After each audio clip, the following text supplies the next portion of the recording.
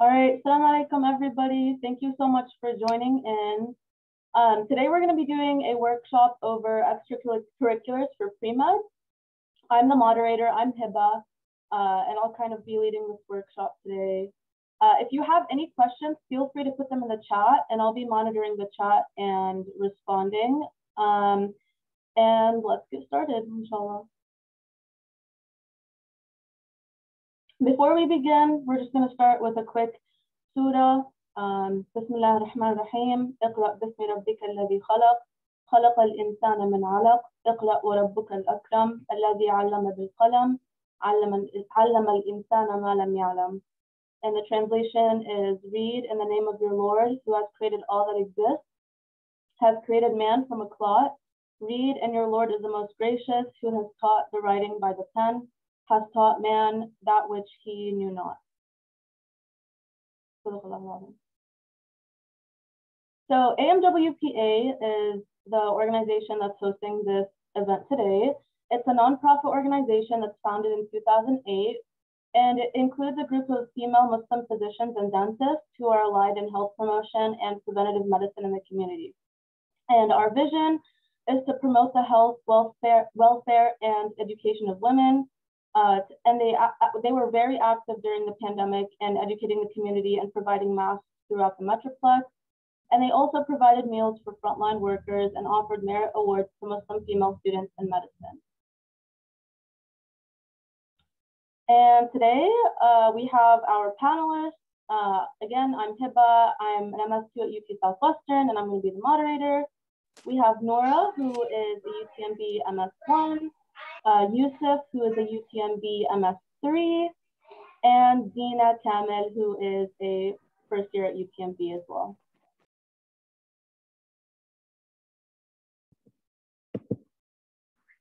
All right, assalamu alaikum everyone. Assalamu alaikum everyone. My name is DENA KAMEL. I'm a first year medical student at UTMB.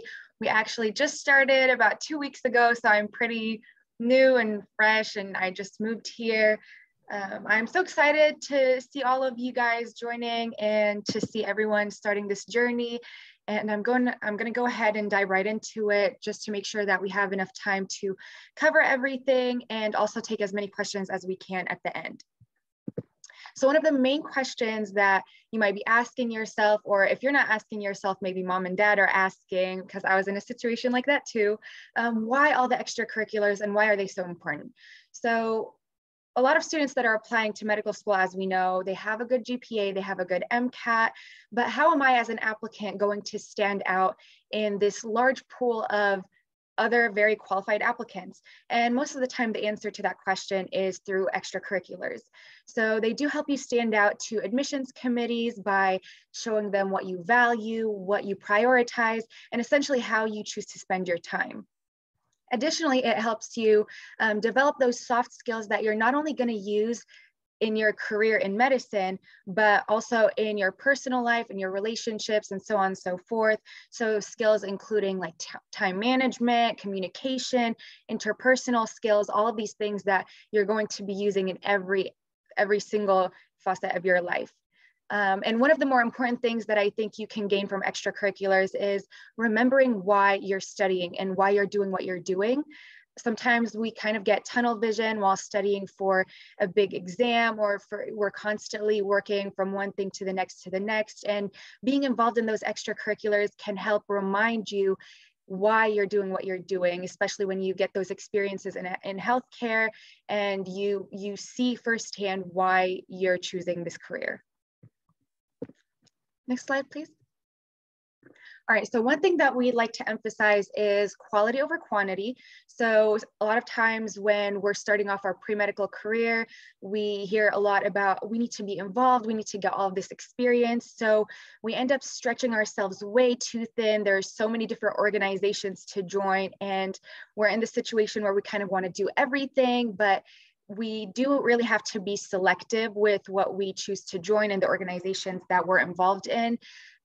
So what medical schools actually like to see is not you joining, for example, 10 organizations and being involved with them only on, at a surface level, but they like to see you join maybe a few organizations that you're very heavily involved in and consistently involved in throughout your years in undergrad. So do be very selective. I would say during your early pre-med years, go out and explore all of the organizations that your university has to offer. Go to the meetings for organizations that, even the ones you think you're not going to join, you never know what might spark your interest. But as you explore these options, you're going to also be you're going to naturally be drawn to some of them more than others, and that way you can be more selective with the organizations you join, maybe one that you resonate with the most and one that you really value their purpose. And so those are the organizations that you're actually going to want to spend more time with. And especially because during your late pre-med years, so like junior and senior year, you're going to have a lot of academics to worry about. So those upper level classes are no joke. And also you're going to have to study for the MCAT, and maybe you have a job or something like that. So your time is going to be a lot more constricted. That's why choosing those very dear to your heart organizations and causes are going to be helpful to you later on. All right, so some of the highest yield extracurriculars that medical schools usually like to see are some of the ones we're going to talk about today. This list is not by any means exhaustive, but it's some of the highest yield ones that a lot of students want to know more about how to be involved in. So we're going to talk about community service, how to be involved in research, leadership, and healthcare activities. All right, so first, we're going to talk about community service. I know medical schools like to see a lot of community service on your application, and there are so many different ways to gain that kind of experience. A lot of the organizations that you're going to join in undergrad, they do have a lot of volunteering opportunities that they offer. Of course, it depends on what the focus of the organization is, but a lot of the organizations, even the social ones that I've joined in the past, have always had volunteering opportunities. You just have to keep a lookout, especially during the meetings when they announce these things. So you might have to actually go to the meetings, and whatever mode of communication they choose. So for example, GroupMe, or if they choose to announce these things via email. And I know it might get a little bit overwhelming, all the different GroupMes and so many different emails that you're receiving, but that goes back to choosing your favorite organizations, the ones that really resonate with you. So maybe for those organizations, do try to skim maybe through the emails that they send out and see if they have volunteering opportunities coming up. And even through the GroupMe, try to skim through and see if anyone is talking about a social event or a volunteering opportunity, so that way you can hop on that. And additionally, you can look at other community organizations. A great way to get community service is visiting your local masjid and asking them if they have any opportunities or if they're hosting events that they need help with, things like that. And a lot of times also in our community, some of the masajid have a weekend school where they teach, younger children Arabic classes and Quran. And that's also a great way to get volunteering hours and community service. Other examples include volunteering at hospice. I've had a lot of friends that have really, really enjoyed their experience volunteering at hospice. There's an organization called Project Downtown that many of you may have heard of. They consistently do homeless outreaches, and they partner with this other organization called Mother Teresa Food Pantry. So they do feed a lot of people, and it is honestly such an eye-opening experience that I 100% recommend to all of you if you're able to. They have an Instagram account that I will share in the chat in case y'all want to join. They're constantly posting that they need volunteers, that they need help with setting up. So that's a great way to not only get volunteering hours, but to meet a lot of different Muslims and kind of get experience in that way. And even through health fairs, for example, this organization, American Muslim Physician Women Association, they host a lot of health fairs at local masajid. So keep an eye out for those. And also, you know, some organizations on campus like Circle K and some honor societies, their sole purpose is community service. So if you're interested in joining those kinds of organizations so that you know you always have opportunities coming up, that's also a great way too. And now I'm gonna hand it off to YOUSEF to talk about research. Hey guys, my name is YOUSEF RAFATI. I'm an MS3 UTMB. So research has becoming extremely important. I remember like looking at statistics, I think 85% of all incoming UTMB students have a research experience. There's really two different types of research. There's clinical and bench. Clinical, high productivity, you could easily get 4 or 5 abstracts. Bench, you know, that's like going into a research lab, doing stuff with like rats, with really cell culture, very large time commitment. The publication or productivity level may be a lot lower. However, both skills are very useful. They're teaching you how to be a critical thinker. And that's what medical schools are trying to see. Are you able to critically think? Are you able to stay productive? Are you able to develop a project and plan? It says gain more experience, like, you know, as you enter a research lab, as you gain connections with PIs, there's like summer research programs. And, you know, over the years, as you build your research resume, you could apply for these summer programs. Like, I think for me, I got accepted to like Tufts Medical School summer research program. I got accepted to a naval research program. And that's all because of me building connections with PIs at UTSA. You got to find something that interests you. You know, I'm interested in like cancer epidemiology. So that's kind of what I leaned into, a lot of like cancer research for me. If you're interested in maybe like social stigmas, there's definitely go work with a psychologist. You don't really need science specific research. You could go work with a psychologist, you go work with maybe a chemist, you could go work with maybe an economic major. If you're an economic major, go work with like economists. It's just about learning skill sets to hone your mind, to exhibit these skill sets and like critical thinking abilities that TMDS and medical schools want in you. You know, publications are very great. You know, when you're in a research lab, you should aim for a publication. You know, I was in a research lab for 4 years at UTSA. I didn't get any publications. I got publication after. Just one thing that's really important, you have to try to get an abstract. Okay, at the end of each year, there's always like a UTSA or a UTD like undergraduate conference. Always try to get an abstract, always try to apply there. And that's kind of to show your productivity level and innovation level over the years as you're building your research resume. And last thing, you know, being very consistent. You know, I used to show up every week, like 10 hours in the lab. You can't spend 2 hours in the lab, not go 1 week, then spend 20 hours in that. They don't like that. You know, be very consistent, develop your college schedule very coherently. So, you know, you have this block of time for research, this block of time for community service, this block of time for volunteer. Okay. You know, how to find research, you could ask the TA, physician, you could cold email. You know, I'm gonna be really honest with you, like the most highly productive, like really, if you want to game the system, you should cold email and be very strategic with how you word stuff. Like for me, when I was coming in, you know, I was dumb. I didn't really know. I was just cold emailing the professor like that, and no one would respond to me, you know? Just, you know, as I was trying to understand, like really, how do I gain someone's attention via emails? I would be like, my name is YOUSEF RAFATI. I'm a sophomore at UTSA. I've attached my resume. I've read your recent publication about maybe cancer or about economics. I'm willing to devote 10 hours in your lab for 4 semesters. I've got pretty much 20 email responses out of that single email phrase. You're showing right there time commitment. You're showing them your resume, and you're showing them that you've read their research project, that you're showing interest in their lab, and you could easily get back an email from that. Just, you know, I've tried all these. I've asked professors to be like, oh yeah, hundreds of people are asking for research. You know, like these pre-meds, all these kids want research. So to really kind of like game the system, to really grab a PI's attention, I think you really have to strategically word your emails. Show them you've read their publication. Show them your resume. And then it says right here, clinical research during undergrad, you know, I'm gonna be extremely honest with you. I think it's gonna be very hard for you to find a clinical research as an undergrad because you got to get like certifications, you got to get all this background checks. Like if there's a program at UTD or U of H or UTSA, definitely go in for it because you could easily get a good abstract. Just if it's not, stick to bench work. And if you don't like research, you know, that's okay.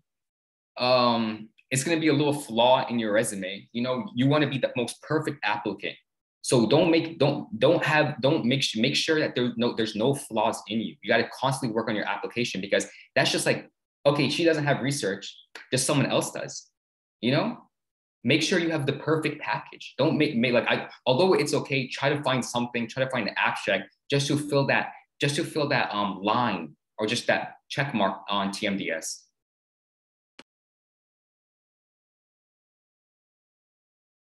All right, so for leadership, leadership is a very important skill to have as a physician. And this is a great opportunity to showcase your leadership skills through organization officer positions or taking charge of projects if you can't necessarily get that leadership position. If you're starting out in college as a freshman, you can definitely try to take charge of projects that are being worked on as part of the organization. You can also do peer mentorship and advocacy. Once you kind of get some experience, once you hit junior year or senior year, you know, you can start getting jobs, mentoring freshmen and sophomore students. That's a great opportunity to kind of give back and show your leadership skills. And you can also work, for example, if you're a scribe and you work a certain number of hours, you can become a trainer scribe and train incoming scribes, which is really great, a great thing to put on your resume. And for how to gain leadership positions, the first step, you should look for organizations that are geared towards leadership. So again, reaching out to campus orgs and being involved in them. You can also look at honor societies that are usually advertised when you're first starting college. Y'all might have heard of Terry Scholars. That's something that if you're a high schooler going into college, you can apply for this really wonderful leadership opportunity. And then get involved in organizations as a member. And then once you kind of start getting involved in the projects that they're a part of, that'll show that you're wanting to get more involved in the organization. And then you can apply for leadership the following year once you kind of have a feel for what the organization is about. And you want to be active and dependable. And you want to take note of potential improvements that you can propose, because more than likely on an officer application, will ask you, like, how do you want to improve this organization? Or in what ways do you feel like this organization can be improved? And so you want to have those ideas so that it looks better and they can select you as an officer.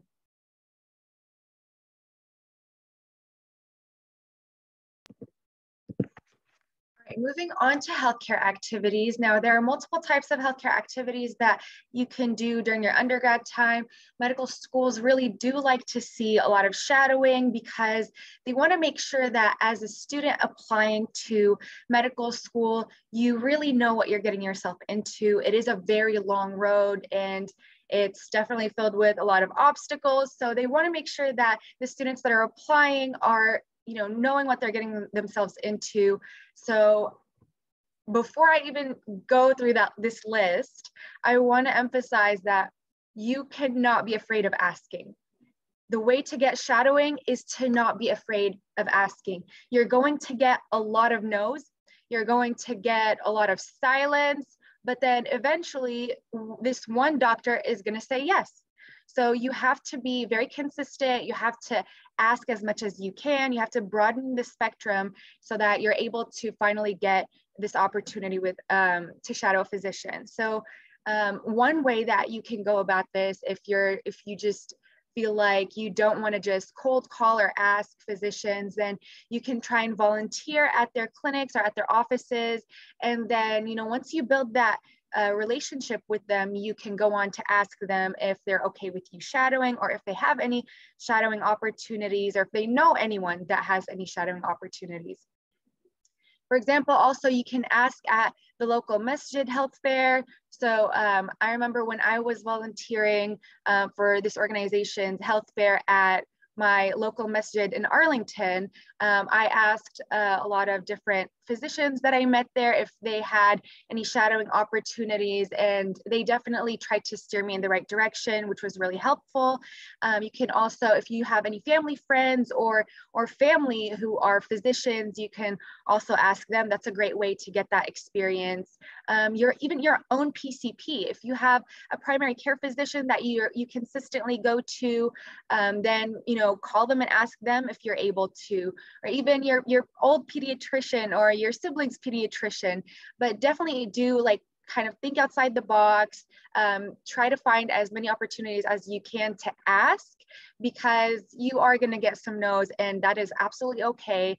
And even go to different upperclassmen, ask them who they shadowed, or if they're shadowing anyone. Go to the organizations that you're involved in, the pre-medical ones, and a lot of times they'll also try to get opportunities for students to shadow, because it is a little bit more difficult to get the shadowing than usually other opportunities that you can get. And you know, you could also ask your advisors if you're comfortable going to them and doing that.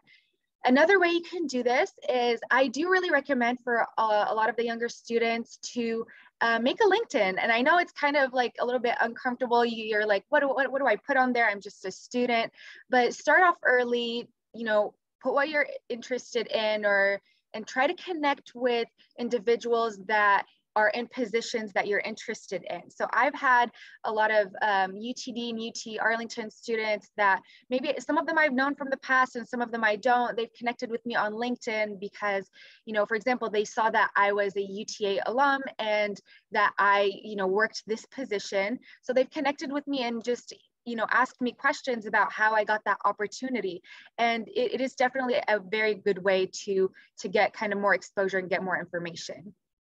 Other ways are summer internships, and all of these things show admissions that you're very interested in the field. You know what it takes to be a physician, you know what the job entails, and our honorary doctorate from Grey's Anatomy does not count. So shadowing is definitely the way to go. I was involved in a program that is called SERV, S-E-R-V, and it stands for Students Engaged in Rounding and Volunteering.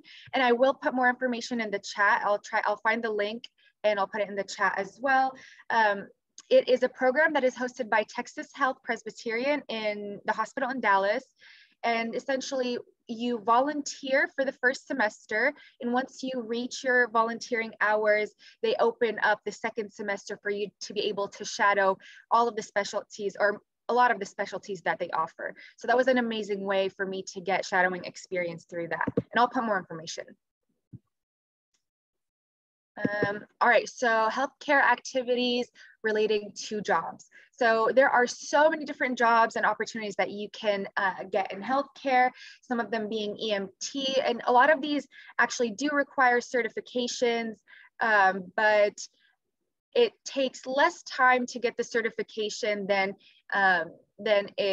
you might think. Some of them are 6-week programs, and some of them even train you on the job. So for example, for pharmacy technicians, I've heard of a lot of people working as a pharmacy technician, being trained on the job instead of needing the certification ahead of time.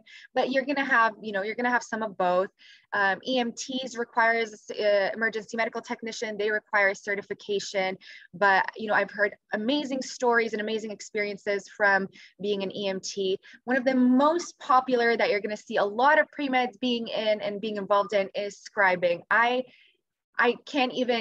I don't even have a number in my head of all of the pre-med students that I know that have been scribes. And also hospital techs, surgical techs, nursing assistants, medical assistants is also, it's a very popular one, and phlebotomy that also requires a certification. Those jobs are usually a lot more time intensive, and because you're usually having to be either part-time or full-time, and even as a part-time, you're still having to get at least like 3 days a week. So it is very time intensive, but it is a good way to make a little bit more money.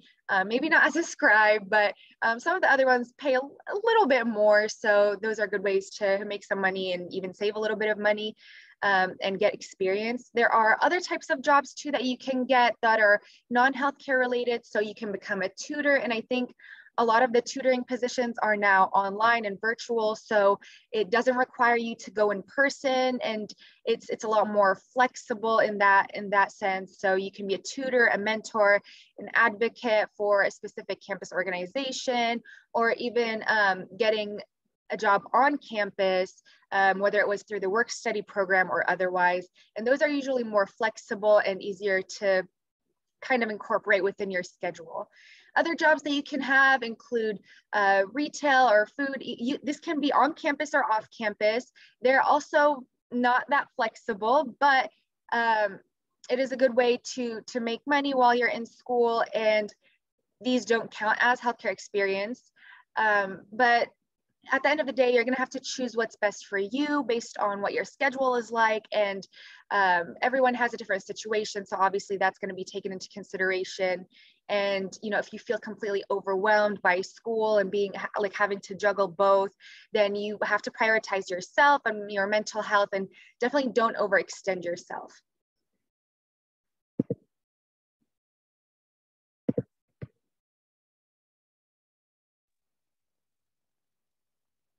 Okay, assalamu alaikum everyone. My name is Noura Harmouche. I'm a first year UTMB student, and I'm going to be talking about leisure activities. So something that I think really helped my application was having a unique extracurricular. So it can be really any extracurricular that you really like, that you really enjoy. And it shows well-roundedness because, you know, you're managing your time, you're making extra time for something that you're passionate about. And it shows like creativity, you know, if you have like a creative hobby, or if you're into sports, it can show like, you know, hardworking, or like how hardworking you are. My extracurricular was video editing. I sort of been video editing since high school, and I made videos for my teachers and stuff like that. And I kind of continued that through undergrad. I helped like a professor at one point make some videos. I made a video for Islamic Relief USA, and all these extracurriculars came from going out and putting it out there that I do this, I have this skill. If you need help, let me know. It is a little awkward and scary to do that, but I think if you have a skill that you can actually help people with, it's like a one-up for admissions committees, because you can sort of talk about how you can talk about it in the lens of like being a leader more than it being like a skill. Also, you know, not a lot of, for example, if you have a unique hobby that maybe it's kind of hard to connect with the admissions committee about it, you can make it from the lens of how it applies to medical school. For me, I looked at it as medicine is a lifelong learning career. And this is something that I taught myself to do on my own. That's something that you're going to have to do later in your medical career. And that's something that I plan on continuing to do through medical school as well. What's your story? Why are you doing what you're doing? This is really important, I think. If you align your experiences in a way that is cohesive, and the admissions committee can like look at your application and be like, this person is this, they have these qualities, and you kind of repeat that throughout your application, you'll be a more solid candidate, I think. So you want to align your extracurriculars in a way that tells a story to admissions. For example, I want to become a physician because I'm altruistically interested in helping people. Therefore, during undergrad, I was involved in Project Downtown and served as president during my senior year to improve. My example is that I was really passionate about mental health awareness in the Muslim community. So I started off shadowing a psychiatrist. I later began volunteering at her clinic and like sitting with patients when she allowed me to, and just monitoring them when they were under certain treatments. And I later did some statistical research, psychology research. So that was kind of a big part of my applications, something that a lot of admissions committees were really interested in. And I kind of it doesn't really have to be about a specific specialty. I really tied it into being passionate about helping the Muslim community with this specific issue. So sample timeline for extracurriculars. So the most important thing is wanting to be consistent. I can give you like a mistake or something that I would have changed is my research experience. I thought that you had to do like bench work or something crazy like that. So I went and I started doing research at UT Southwestern for a summer, but I couldn't be consistent with it later on because I had to go to class, and UT Southwestern is like an hour and a half away from my house. So I had to end that, and I had to jump into a different project. And I ended up doing like clinical research at a cardiology clinic, and I was able to get an abstract out of that, but then COVID hit, and then I had to switch to another project. And so I think it would have been more fruitful if I was able to stick with something long term. So definitely, I think go to your school first, see what labs that are close by, be a little more practical when it comes to wanting to be consistent. And all my extracurriculars were things that were nearby, things that I knew I could commit to weekly. During my freshman year, I just did pure shadowing. To be honest, I didn't even know I was gonna do medicine until like my second year. So I was just shadowing, kind of see if I liked it or not. I also made videos for like a professor during my freshman year. My sophomore year, I continued shadowing with the same position. I started volunteering at our clinic. And I also became the treasurer of like a Muslim sorority. So again, that's something, a leadership activity. I was always involved in the Muslim community, and I made that kind of very, I made the admissions committee aware that like I was very passionate about helping people in the Muslim community. In my and I also started doing research in my sophomore year. And again, like the videos were sprinkled throughout these years. I did like a video here, a video there. So I think in junior year, I kept shadowing, volunteering. I started volunteering at a nonprofit clinic as well. So I think as you go on, you can add more and more extracurriculars as you learn to manage your time.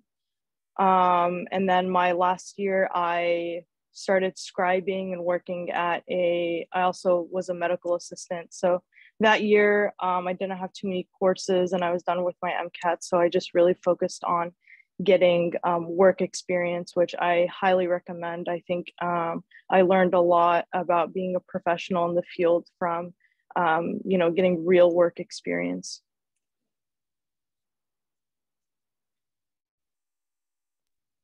All right, guys, I got the last minute advice. Just, something I want to highlight that HEBA, Noor, DENA were all mentioning. Noor said she became a professional working. She also said that I'm able to learn, develop these videographing skills that can translate to medicine. I said you become a critical thinker with research. DENA said you're able to balance your time with all of these activities. These are skill sets. As a pre-med, you're doing these extracurricular activities to show medical schools skill sets that you've developed, that you're going to exhibit in your TMDS application essays. So when you're writing an essay, you don't write, oh, I just volunteered. You say, I volunteered and I learned this, and this translates to this, and this is how I will become a good physician. Overall, all the stuff like community service, healthcare activities, leadership and research, it sounds a little, only 4 activities. It's a lot of work. Like, I'm not gonna lie. You gotta really utilize your summer breaks very smart. You gotta utilize your winter breaks. Like, I remember I had a 1-month winter break. I would just volunteer that month and not volunteer at all for the whole year. That month, I'm gonna hit 100 or 200 hours. Right there, 200 hours over 3 years, that's 600 hours. You see that? Boom, right there. Very competitive applicant in a very short time. So that could knock out that checkbox in those, like in that winter break while everyone else is relaxing. You got to put that work in. If you need a gap year, definitely, it's becoming very common. Fortunately, I got accepted right after I applied junior year. There's a lot of kids in my class, a lot of kids that are coming up, a lot of kids with this COVID era, they did take gap year. Don't be scared to network and ask for help. You know, so one of my mentors back in high school told me, "Yousef, if your mouth is closed, you'll never be fed." You know, you got to always ask. You got to really go out there, be like, "Hey, my name is Yousef. Hey, do you have a cool activity? Hey, is there like this like volunteering opportunity that I could jump on?" You know, you just network, you go out and you just like, hey, just show yourself, and opportunities will reveal themselves by you revealing yourself to others. And there's so many opportunities out there. Really, like when I began undergrad, I went and downloaded the TMDS application, and I knew exactly these are the check boxes I want to hit. And I would only say yes to stuff that fall into one of those check boxes. You know, this is kind of to like frame your mental outlook of, okay, this doesn't fall into one of these check boxes. I'm really not going to do this right now because I have to devote my time to really hit these boxes. And last thing, you really got to be passionate. Like, you know, for undergrad, I did a lot. Everything I did was something I'm passionate about. Like, I went and volunteered at the homeless clinic. You know, I was something I was passionate about. I really like research. That was something I'm really passionate about. So everything, because if you're not passionate about something, it's really hard to wake up for it. You know, if something like, oh, Yousef, you got to show up 7 o'clock to this activity on Saturday morning. If I'm not passionate about it, I'm gonna be honest with you, I'm not gonna pull up. So you really got to be passionate about the activities. And even if by showing passion, you're not able to grow in that activity, you'll also find the meaning and skill sets that you could exhibit on your essays and TMDS applications to convince these interviewers and these medical schools, this is why you should select me, because I have all these skill sets that no one else possesses. All right, so we are at the end of our presentation. Thank you so much to the panelists and to everybody who helped organize this event. The website for AMWPA and the YouTube link where this recording will be posted is on the slide. So if you'd like to take a minute to take a picture of it or jot it down, feel free to do so. As y'all have already been seeing in the chat, I've been answering, and Dina and Yousef have been answering a lot of your questions. So we're going to go ahead and open it up to questions. If you have any, you can feel free to unmute yourself and say them, or you can keep posting them in the chat, and we will take turns answering whoever really wants to talk about and answer the questions. So one question we have right now from HEBA is, how does a pharmacy technician certification look on an application for med school? So if anybody wants to take that question, feel free. I just want to say that it's not about what you do. It's more about how you frame it. For example, if you're, I was a neuroscience major, so I had to take like a pharmacology class.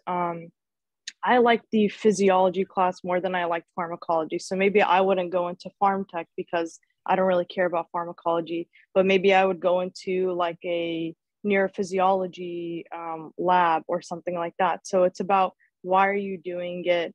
What makes you passionate about going into a pharm tech position?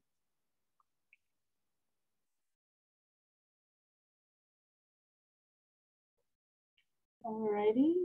To kind of bounce off of, to kind of bounce off of what Noura was saying, passion is really something that you can't fake. So if you get this job and you're not enjoying it and you're only doing it to put it on your medical school application, it's gonna show, because you're not gonna get those meaningful experiences you would get otherwise in a job or a field that you actually enjoyed. So for example, for me, during my time in undergrad, I actually didn't have a job. I did do research, but it was research that I did in my field, and I did enjoy it, even though I wasn't able to get a publication per se. I know Yousef touched on that earlier. Bench research is really hard to get a publication for, but I did do it consistently for a long time, and I ended up writing a thesis that was maybe not published, in a medical journal or a science journal, but it was published at the university library. So that is also something that you can do, things like that. And then after I graduated, I did get a job in clinical research at UT Southwestern. So I graduated during like peak COVID time in May 2020. So I began working at UT Southwestern in this infectious diseases lab that was actually COVID clinical trials. And that experience, although it was a little bit challenging with, you know, seeing all of this for the first time, being in the COVID units and having that kind of experience is very eye-opening. But it was also something that I really enjoyed, and I gained such amazing experience, whether it was clinical or, you know, growing as a person, growing as a scientist, growing my passion for medicine. It really did help a lot. And I think that showed in my application. It's that I really enjoyed the job that I was doing, and I did get a publication out of it. Also, literally backing up what YOUSEF said, working in clinical research, it's a little bit easier to get those, not easier as in the sense that it's easy, but it's a little bit easier than bench research to get publications. And it was definitely an amazing experience that if y'all have any questions about, I'm open to answering questions too.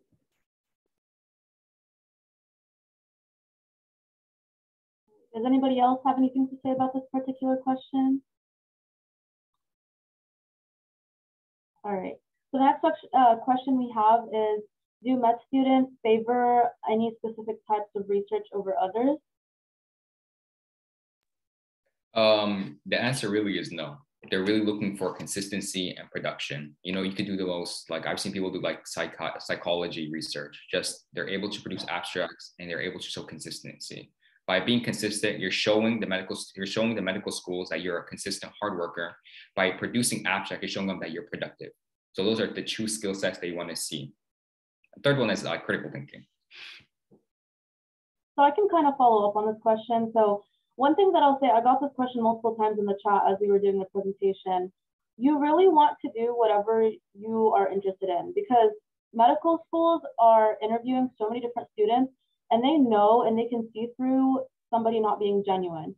So if I were to compare a student who's doing research in science who hates it and hates what they're researching versus a person who isn't particularly doing a research project in science, but really, really loves what they're researching and can truly talk passionately about it in an interview, the person that's not doing any science-related research is going to be better off, because at the end of the day, you really don't want to be checking boxes on the medical school application. You want to do what you really are interested in. And you don't have a lot of time between all the classes that you're taking. So really looking at what you want to spend your time doing is more important than doing what medical schools want to see to a certain point.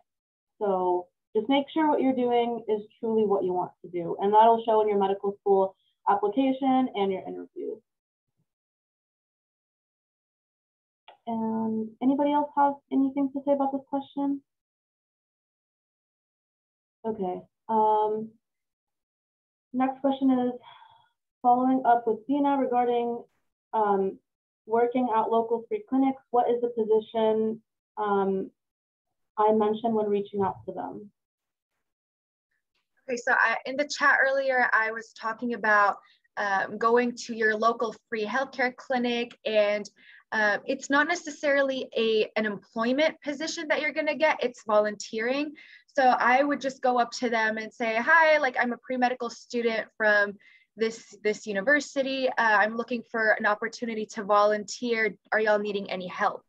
And a lot of times, like I said, like earlier, they're very short-staffed, and they're in a position where they will accept, you know, the help that they can get from the pre-medical students, because they know that they're passionate and they want to get that experience. So a lot of times they'll, like, for example, in my personal experience, I would volunteer at the Mission Arlington clinic that was right next to UT Arlington, if any of you guys are going to UTA or are in the area.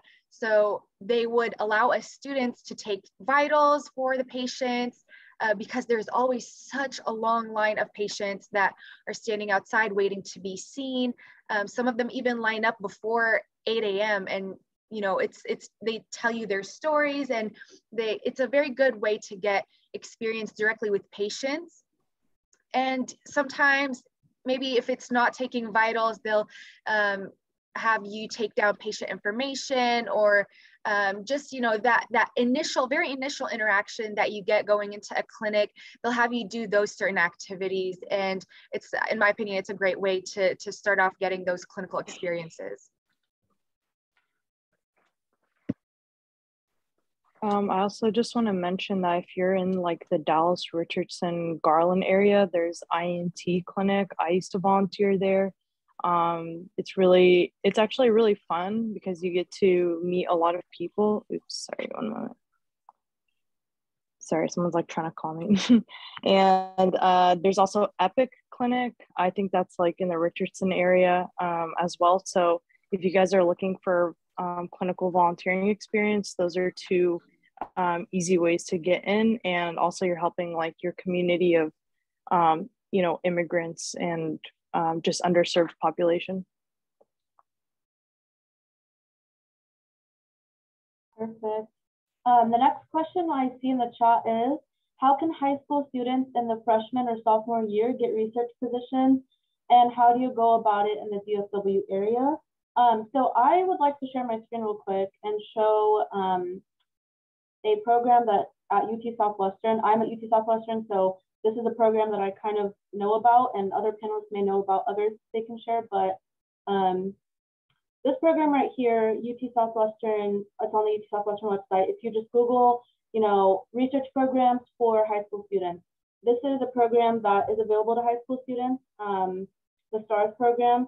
So honestly, a lot of the opportunities that you can get are just a click away online. So just do your research and see what opportunities there are at different medical schools that you're interested in, or different universities that you may be also interested in. I bet you that program right there is highly competitive. Really, your main priority, I can see it right now. It's gonna be like, I right now as a medical student probably can't get that right now. Your best bet as a high school student really is just to build your community service and healthcare activities. Just go volunteer.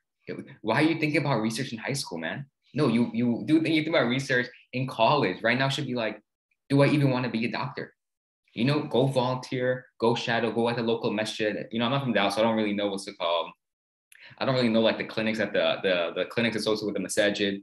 Go volunteer there every Saturday. But that should be your priority. You know, that's a different priority. That you're not even in that mind space right now. Right now, just focus, do really well on SAT. You haven't taken your SAT, man. Come on, do really well on your SAT. Volunteer and do clinical like volunteering.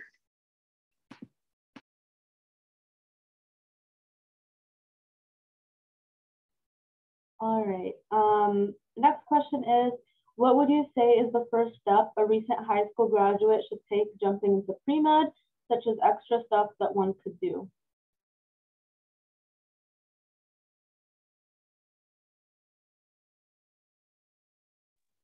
I think like shadowing and volunteering will allow you to find a mentor.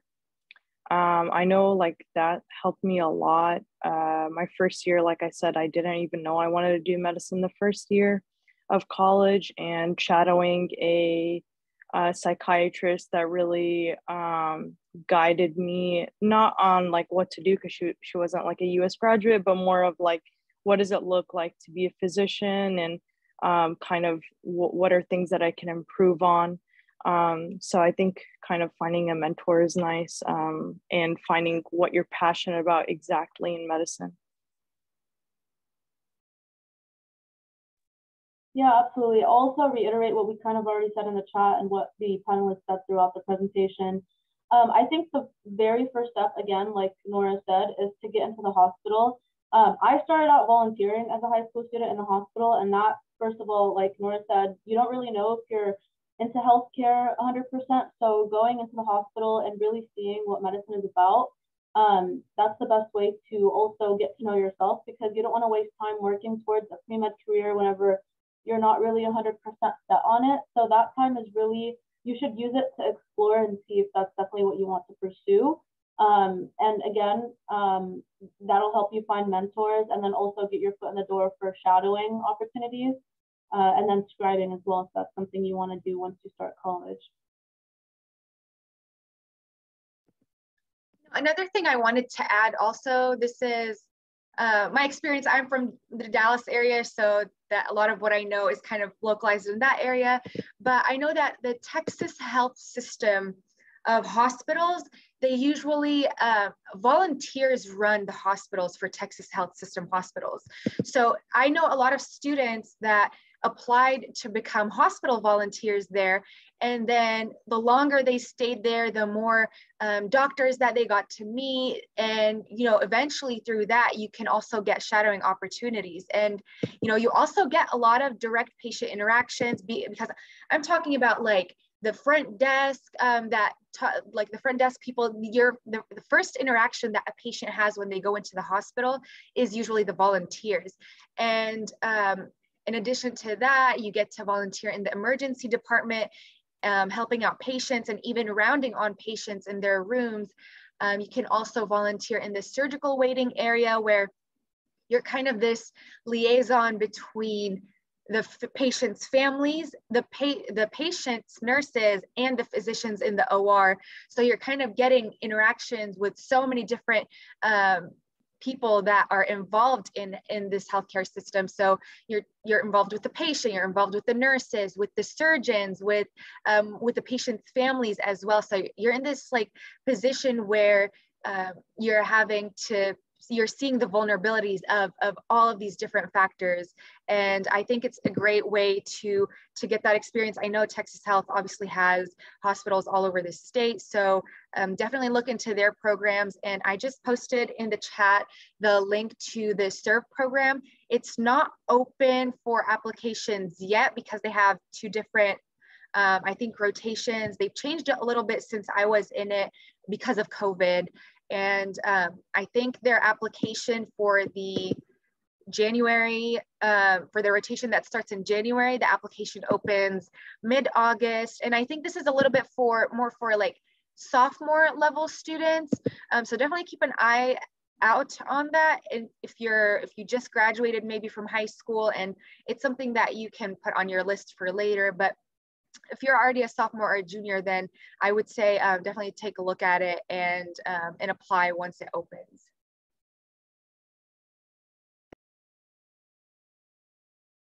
I wanted to give a small piece of advice that I just remembered that's not related to any question in the chat, but make sure to keep track of the experiences that you're involved in, because once med school applications open, you are not going to remember the 4 years, 5 years worth of things that you were involved in. Trust me, you'll forget. You think you'll remember, but you will forget. So I honestly, even as a medical student, I have an Excel file of every single experience that I'm involved in, as small as it is. You think it's small, but it'll look really good on your application.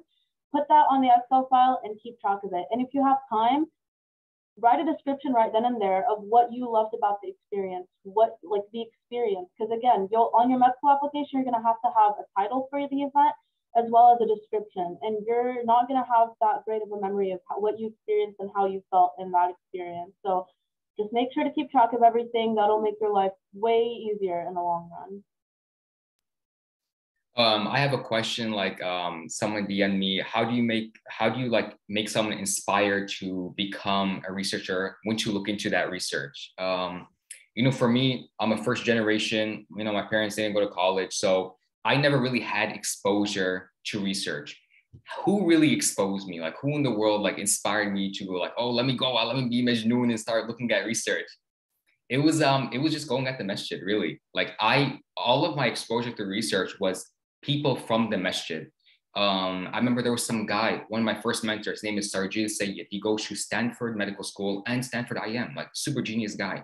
He's the one that sat me down. He's like, Yousef, this is how you build an application. Look at all of us. We all right here. I'm not talking about high school. Like high school, you should not be thinking about research. Just as undergrads, we right here should be your inspiration, because you see that all four of us have done something in research. We should be your exposure to research as Muslimin, if no one in your family or no one in the masjid has research exposure towards you. Second thing, I'm not gonna lie, like every masjid, there should be a researcher. I've met like most of the people I've done research with have been Muslimin. My current research mentor is a Muslim. So just really by getting more involved into community, that could be one way to expose yourself. Second thing, maybe when to start seeking, really maybe like if you look at, I remember Noura's timeline, sophomore year, you know, that's when really you should be seeking to like build your research application. Just overall, you know, like if no one in your family doesn't have research, if you don't know no one in your research, us should be your inspiration to go out and seek.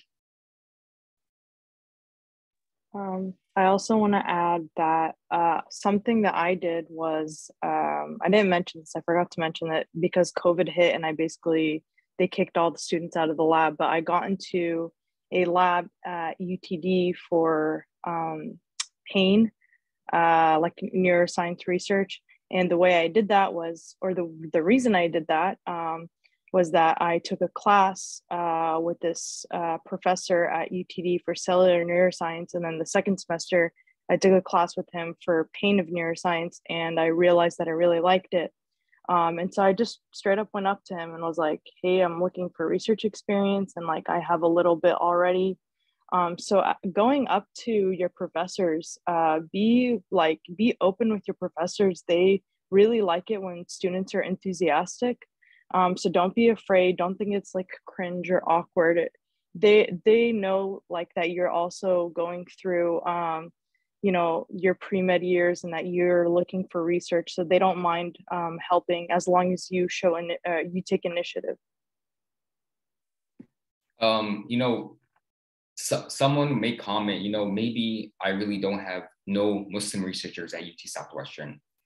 There was a sheikh about 100 years ago. He wrote a book called, I don't want to explain the book, just his name is Sheikh Abdurrahman Astari.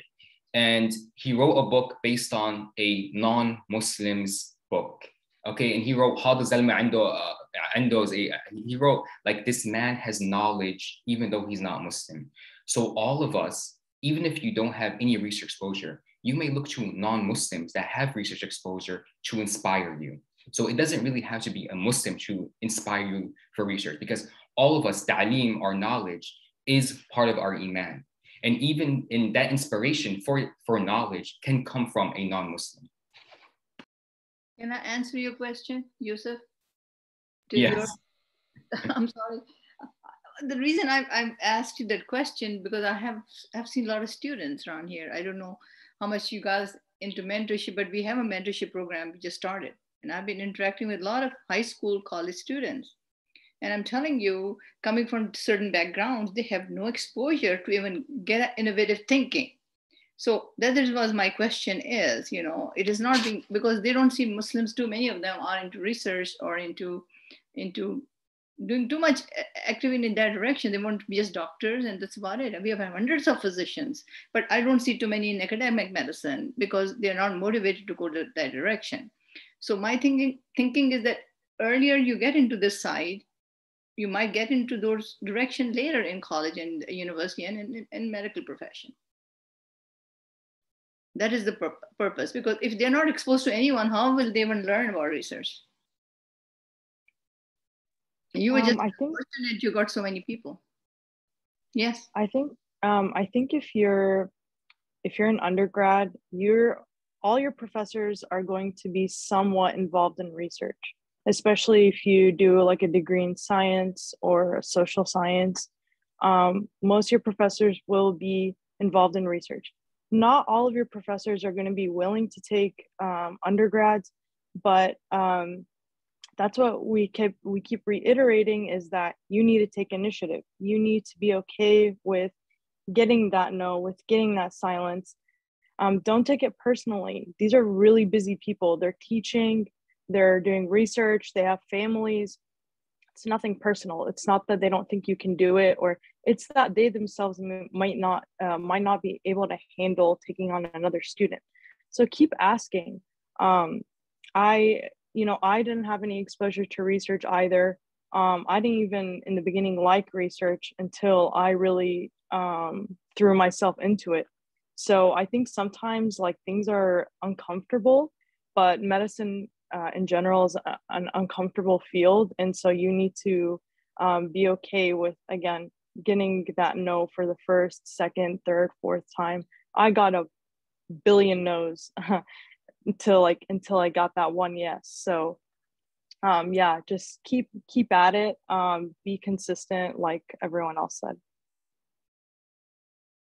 We got one question in the chat about references on applications and how to get them.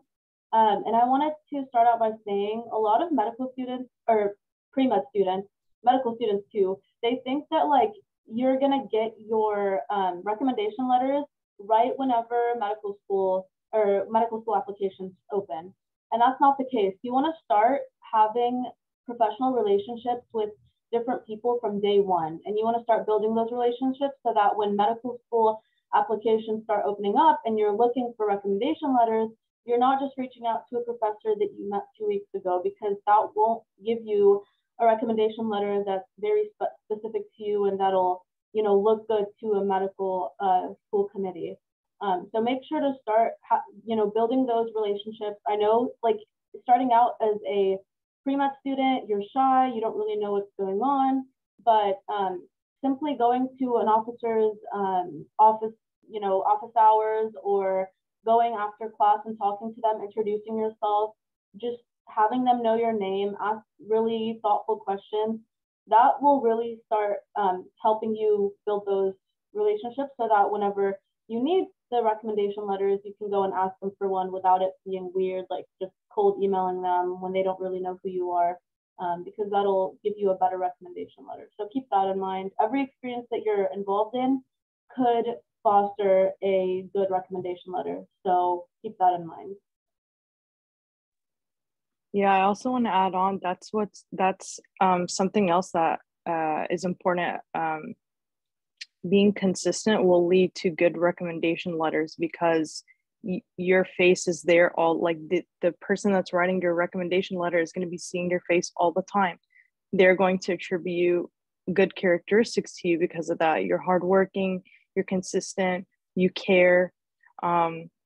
Even if it's like, I got like a letter of rec from my organic chemistry professor because I was in his office hours like all the time. Even when I like knew the material, I would go ask questions just to like have that relationship with him. And I think in general, you should be, you know, as a pre-med student, really comfortable with speaking to physicians, professors, because later on you're going to need those letter of recommendations. You know, for LORs, with me, I would intentionally choose classes based on like professors. For example, my LOR, my letter recommendation for medical school was by my organic chemistry teacher. I took organic 1 with him, I took organic 2 with him, and then I went and I took another class with him. Even though I wasn't, it was a class like chemical writing, how to write as a chemist. I was not interested in chemical writing. I just took that class to continue building that relationship.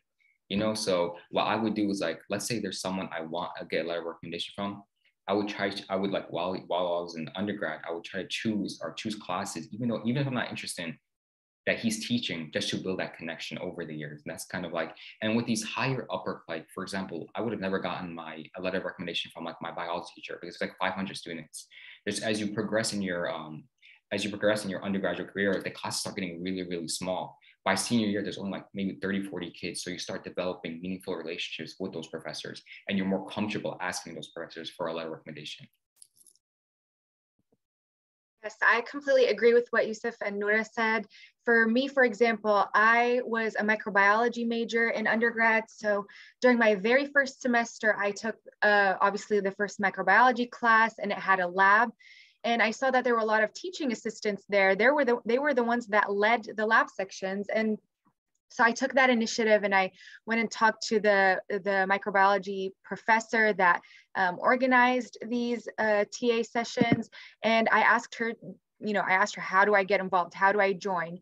And she really liked that I took that initiative, and I became a teaching assistant during my spring semester of my freshman year. And then I just completely tried to go above and beyond during that lab. I helped out other sections. I stayed a little bit later just because like during your first year, in that second semester, you're kind of a little bit already acclimated. So you have a better idea of how to manage your time. And, you know, after that experience and working with that professor consistently for that long time, because I knew I wanted to join her lab. So just like Yousef said earlier, like if you know that you want to join a professor's lab, just kind of like figure out how to get more exposure, more conversations in with them, show them that you're dedicated, that you are a hard worker and you're committed to the field. So afterwards, I asked her to be like, if she would be my mentor, if I could join her lab.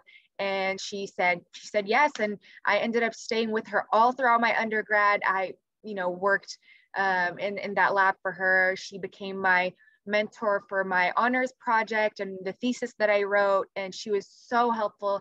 And she wrote me a letter of recommendation for medical school. That was a really good letter, obviously, because I knew her for so long, and she knew me in an academic setting as a student of hers. She knew me as a TA working for her, and then she knew me as a student working in her lab. So we had that relationship where she, you know, she had so much to talk about in the letter. And I think those are the labs and the professors that you kind of want to build relationships with.